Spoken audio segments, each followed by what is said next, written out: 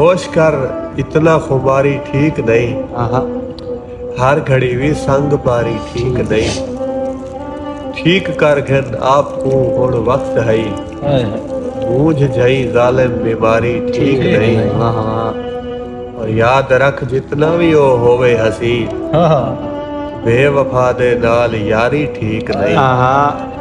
यार निखड़े यार दा बेड़ा न लियो, दिल वाले दी दिल आजारी ठीक नहीं। और ऐ दीवाना दिल जरा एक होश कर, ना रो इतना बेकरारी ठीक नहीं। और खार ना दे वायजा मैं खार को, मैं कदे विच दीनदारी ठीक नहीं। ठीक है सारा जमाना ठीक है, बस इहो साहिब लगा।